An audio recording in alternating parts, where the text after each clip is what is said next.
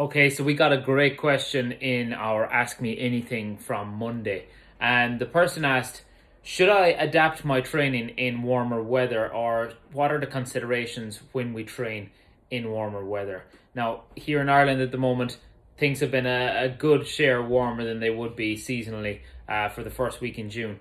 So the short answer is yes, you should be adapting your training. And the reasons why are your cardiac output in warmer weather is increased for in comparison with what it would be in regular weather, because you've got the competition within your body to maintain the status quo. So your body always wants to stay in a state of what's known as homeostasis. So it just wants to maintain itself in the status quo as comfortable as possible. To do that in warmer climates and in warmer weather, what it's going to do is increase blood flow to the skin's surface to try and dissipate the heat, to keep your core temperature at a constant. Now, as you continue to exercise, your core temperature starts to raise, and therefore that blood starts to come out to the outside of your body to try and cool yourself down. What you get with that is higher amounts of sweat being produced as well. So you've now got higher cardiac output and higher sweat loss and higher fluid loss. So the two main considerations here would be to make sure that you wear clothing that allows your skin to breathe. So wicking fabric, something that isn't like a big heavy cotton jersey or something like that. That's the first thing. Allow your skin to breathe so that you can thermoregulate to some degree. I would certainly program an adaptation phase for heat acclimatization. So if you're going on a warm weather training camp, you wouldn't go hell for leather on the first 3 or 4 days. You'd have a kind of an acclimatization phase.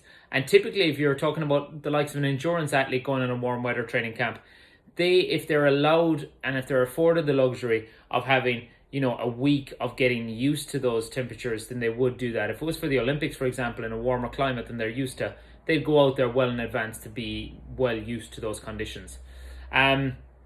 So that's a certain consideration. So I would talk about reducing the intensity, but typically we'll do that automatically. We won't be able to produce the same amount of intensity in higher heat as we typically would be in what our normal temperature would be. So you'd be regulating that yourself. It wouldn't be something you'd really have to consciously do, but if you were programming exercise, you certainly wouldn't be programming too much high intensity exercise in warmer weather, purely because you couldn't keep up with it. So yes, your intensity would be lower. It's something you self-regulate yourself. I wouldn't necessarily need to be too conscious about it if I were you. The person that asked this, don't be too conscious about having to regulate it. You'll naturally find that you're going to be going a little bit slower. If it's a HIIT workout, for example, you'll be going a little bit slower. If it's a run, you'll probably go a little bit slower. The next consideration, and possibly one of the most vital ones, is fluid loss.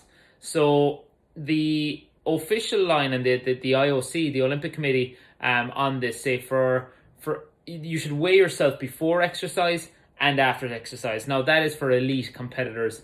I wouldn't say a weekend warrior would need to do this, but elite competitors should be doing this, looking to go for another bout. Let's say you had a 1500 meter run in the heat last night, and you had a semi-final or something tonight. Then you'd definitely be looking at taking on fluids to replace lost fluids and lost electrolytes and lost sodium.